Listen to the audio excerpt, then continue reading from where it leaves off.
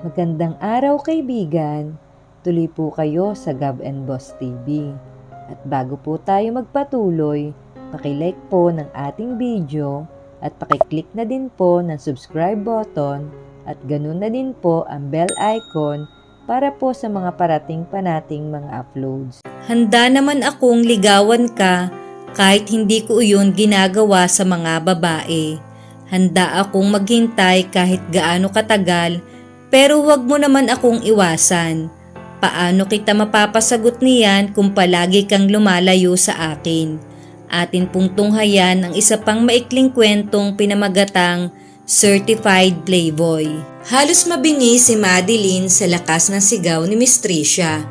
Ano? Hindi siya pumayag sa hamon ko sa kanya na humarap kami sa publiko para sa isang debate at nang magkalabasan na totoong baho? Wala po siyang sinabi, Miss Tricia. Pero kung pupunta daw kayo sa bahay niya, welcome na welcome daw kayo, aniya na makabawi. Bruha, wala kang silbi. Para ano pat sinusweldohan kita ng maayos kung hindi mo rin magawa-gawa ang mga ipinag-uutos ko sa'yo. Napakaboba mo talaga. Parang gusto na siyang sabunutan nito kaya napaatras siya ng bahagya. Bumalik ka sa bahay ng kurap na iyon, wika nito. Ho, napamaang naman siya. Bingi ka ba? Malinaw naman ang pagkakasabi ko, diba? Inuutusan kitang bumalik sa bahay ni Ashton. Pilitin mo siyang makipagdebate sa akin. Alam kong natatakot lang siyang matalo. Huwag kang aalis ng bahay niya hanggat hindi ka nakakakuha ng appointment sa kanya. Litaw na ang mga litid nito sa liig. Pero gabi na po, Miss Tricia. Baka hindi na rin po ako papasukin ng bodyguard niya. Mababaliwala lang kung pupunta ako doon ngayon. Aniya na pinipilit pa ring irespeto ito. Abogado pa rin ito at kahit naman papaano siguro ay makikinabang siya at ang future daughters and future granddaughters niya sa mga batas na nagawa nito. Parang hindi pa ito papayag pero naisip siguro na tama siya. Pero bukas ng umaga, kailangan dumaan ka sa bahay niya.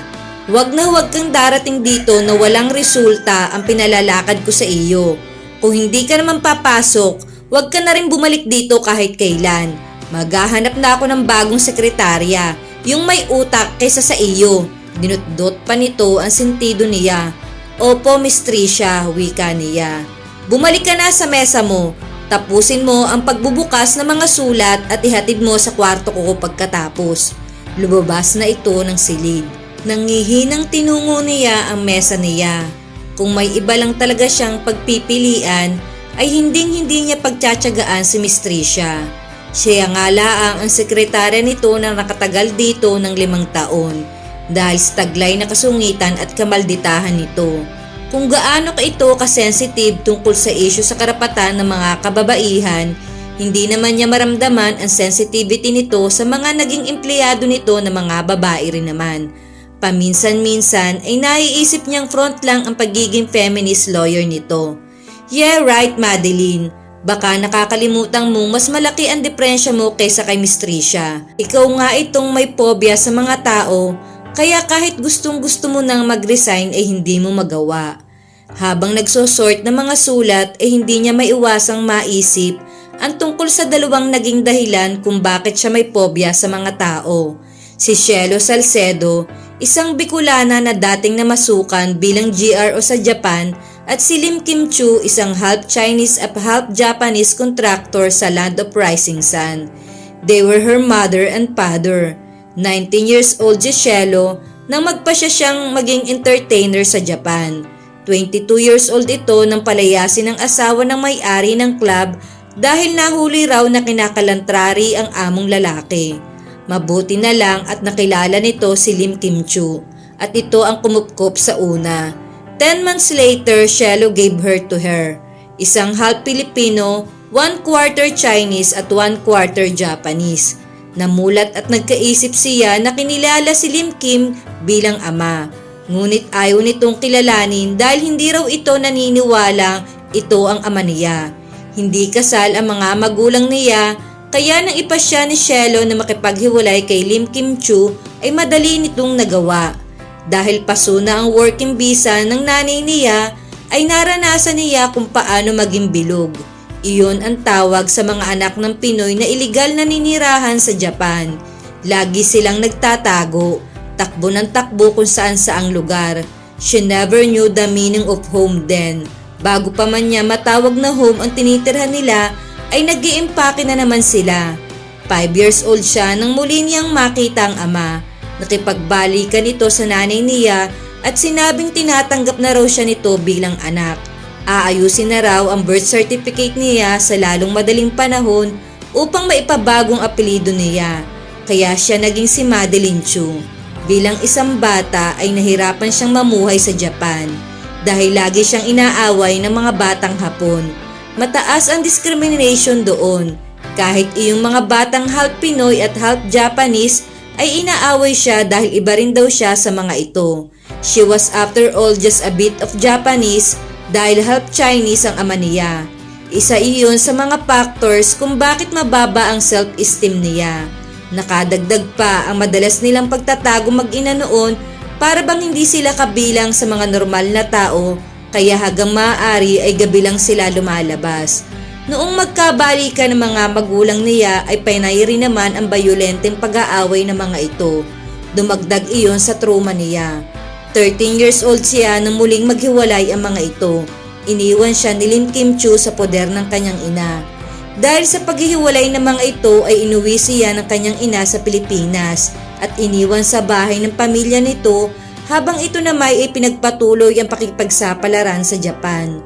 Ayaw pa niyang pumayag noon pero nang lubos niyang maunawaan ng lahat ay sa kanya naisip na ayaw lang talaga siyang makasama ng ina dahil pabigat lang siya rito at pinadadalhan na lang siya nito ng sustento buwan-buwan. Dahil hindi niya kilala ang pamilya nito, hindi rin siya naging at ease sa mga iyon. Palagi lang siyang nagkukulong sa kwarto.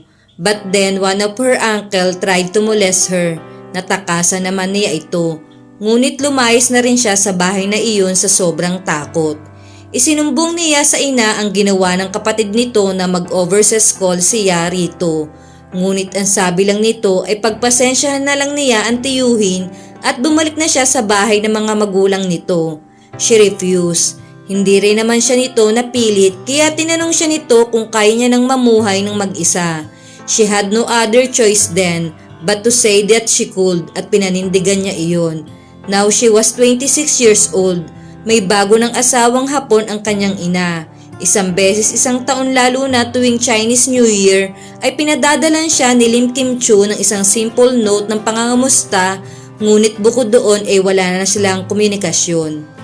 Ayaw niyang sisihin ang mga magulang kung bakit ngayon ay mas gusto pa niyang madalas na mag-iisa. Ngunit sa tuwing hindi siya makatingin ng diretso sa mga tao dahil pakiramdam niya ay nililibak ng mga ito ang pagkatao niya, alam niyang may mali sa sarili niya. Hindi niya maiwasang sisihin at pagdamdaman ang mga magulang. She could have been one of those normal people who had a normal childhood. Isang simpleng hiling kung tutuusin, ngunit maliban na lang na maaaring maibalik ang panahon at magkaroon ng pagkakataon ang mga bata upang piliin kung sino ang gusto nilang mga magulang ay hindi niya na matatamo. Inaayos ni Madeline ang mesa niya bilang paghahanda sa kanyang pag-uwi nang pumasok si Miss Tricia. Papunta na po ako sa kwarto niyo, Miss Tricia. Nililinis ko lang po itong office, sabi niya. Sinenyasan siya nito na maupo. Takang-taka naman siya dahil mukhang may importanteng sasabihin ito. Nakapagpalit na ito ng nightgown at may rollers na sa ulo. May ibibilin po ba kayo bago ako umalis? Tanong niya pagkatapos umupo. I just came up with a better plan. Napag-isip-isip kong kahit magharap kami ni Ashton sa isang debate ay wala rin iyong magandang maidudulot, wika nito. Tumaas ang isang kilay niya. Di yata't naduwag ito na humarap kay konsehal. Kinabahan kaya ito. Kung gusto kong mailabas ang baho niya, malinaw na hindi ko iyon makukuha sa bibig niya mismo. Siyempre, hindi siya aamin. Kailangan ng ibang medium. Napakurap siya. Medium. Saan ba patungo ang pinagsasabi nito? Nagpalakad-lakad ito. Kailangan manggaling sa ibang tao ang katotohanan na sisira sa kanya. At ang taong ito ay kinakailangang malapit sa kanya. Bigla itong huminto sa harap niya. May anak na lalaki si Ashton. William ang pangalan. May 3 pa siyang anak na babae pero pawang may asawa na lahat. Si William na lang ang natitira sa poder ni Ashton. Siya ang tinutukoy kong medium na gagamitin natin sa bago kong plano. Natin, hindi yata niya nagugustuhan ang salitang iyon. Para bang partners in crime ang tinutukoy nito. Hindi rin niya gusto ang nakikita niyang anyo nito. Parang may naiisip itong illegal. Miss Tricia, malapit na pong mag 8 o'clock. I think I better go. Nagmamadaling dinampot niya ang handbag niya. You're not going anywhere, you sissy. Para siyang naging manikin sa kinatatayuan. Nagpalakad-lakad na naman ito. Ang gusto kong gawin mo ay ilapit mo ang sarili mo kay William. Kapag nakuha mo na ang loob, saka mo siya tanungin tungkol sa anomalya sa bidding. Tiyak na may nalalaman siya. Nanlaki ang mga mata niya. Gusto niyong akitin ko ang anak ni Konsehal? Pero imposible po iyan, Miss Tricia. Hindi imposible. Kilala ko ang lalaking iyon. Numero 1 babaero. Basta nakapalda ay pinapatulan. Hindi ka nga maganda pero babaskaris naman. Sobra na ang matandang dalagang ito Nakangiwi siya. Pero Miss Tricia, sekretarya po ako rito. Nagrereklamo ka na naman ba? Kung ayaw mo sasante sa trabaho, gawin mo na lang ang pinagagawa ko sa'yo. Gusto kong magsimula ka na bukas. Gusto sana uli niyang umangal, pero ano ang laban niya sa taong number 3 sa bar exam? Hindi siya mananalo rito at higit sa lahat, ayaw niya ring masisante sa trabaho. Pero paano niya gagawin ang ipinagagawa nito? Hindi naman po siguro tanga ang anak ni Konsehal. Paano kayo nakakasigurong sasabihin niya sa akin ang tungkol doon? Tanong niya para ma-discourage ito sa plano nito. Kung gagamitin mo ang utak mo, magagawa mo. Lumayas ka na sa harap ko at pag-isipan mong mabuti ang gagawin mo bukas. Pumunta ka rito ng hapon para i-report sa akin ang nangyari. Huwag mong subukang hindi sumunod sa akin dahil kayang-kaya kong sirain ang buhay mo. Sisiguruhin kong pagkatapos dito ay wala ka nang makukuhang ibang trabaho. Gusto mo bang mamatay sa gutom? Hindi po, Miss Tricia. Good, now go. Pagtataboy nito sa kanya. Nakasimangot na lumabas siya sa opisina. Sana wala si William. Sana wala si William, pananalangin ni Madeline habang naghihintay na magbukas ang gate. Hindi niya alam kung saan hahanapin si William, kaya sa bahay ni Konsehal siya nagpunta. Hapon na nagdaang araw nang makita niya roon ang binata. Posibleng wala ito roon ngayon at nasa trabaho. Everyone had to go work somehow. At kapag kinumpirma na ng maid at kung sinong tao sa loob na wala nga ito, roon ay saka siya papasok sa opisina. Wala nang magagawa si Miss Tricia kung sasabihin niyang walang makapagsabi kung nasaan nagpunta si William, kaya hindi niya ito mahanap. Ikaw na naman? Tanong ng bodyguard ni Konsehal na nagbukas din sa kanya ng gate na nagdaang araw. Nagplaster siya ng pilit ng ngiti sa mga labi. Good morning. Wala si Konsehal, nasa munisipyo. Hindi naman siya ang kailangan ko, si William. Parang hindi pa sigurado sa wika niya. Kumunot ang noo nito, ngunit nagbigay daan din naman. Pasok ka, sabi nito. Salamat, aniya at nagtaka kung nasaan ang 2 pang kasamahan nito. Malamang kasama ni Konsehal sa munisipyo. Pumasok ka na lang sa bahay. Alam mo naman ang daan, diba? Ipatawag mo si William sa kahit kaninong maid na makita mo. Napapihit siya paharap dito. Parang biglang natauhan. Nandito si William. Wala siyang trabaho. Nanlalaki ang mga mata niya at parang may mga dagaring naguunahan sa dibdib niya. Patay. Ano ngayon ang gagawin mo, Madeline? Oo nga, nasa loob. Papasok ka ba o ano? Tanong nito na parang nawiwirduhan sa kanya. Papasok na. Hindi naman siguro niya kailangan magpanik. Tulad ng planong binuo niya ng nagdaang gabi habang nakahiga sa kama. Kung makaharap man niya si William ay pikit mata na lang niyang magpapakilala rito at sasabihin gusto niya makipagkaibigan dito. Marahil ay alam nito ang ibig sabihin niyon at sana ay pagtawanan siya nito at palayasin. Hindi siya pwedeng sisihin ni Miss Tricia kung hindi man siya naging creative sa pagpapakilala kay William. Ano ba ang malay niya sa pagsisidyus? Pero kailangan pa rin niyang sabihin kay Miss Tricia na sinubukan niya. Kapag nakita nitong hindi uubra ang plano nito, malamang na ituloy na lang nito ang balak na hamunin si Konsehal Ashton sa isang debate. Mas pabor sa kanya iyon. Pumasok siya sa otomatikong sliding door. Agad siyang nilapitan ng maid. "Good morning, ma'am." Kahit maid ay mukhang may pinag-aralan. Hindi rin pangkaraniwan ang uniform nito. Parang nurse pero may mga pipi nga lang na asul sa dulo ng manggas at kuwelyo. "Morning, si William. Tatawagin ko po. Ano pong pangalan ang sasabihin ko?" Anong pangalan ang sasabihin niya? Hindi naman siya kilala ni William. Pakisabi na lang yung babaeng kausap ni Konsehal kahapon." "Opo, ma'am." Bahagya itong yumuko bago umalis sa harap niya at umakyat sa hagdanan. Habang naghihintay ay pilit niyang pinagsasabihan ang dibdib na magpakahinahon. Ano naman kung mapahiya siya kapag nakausap niya si William. It was not as if hindi siya nakatanggap ng katakot-takot na tukso kahit nung bata pa siya.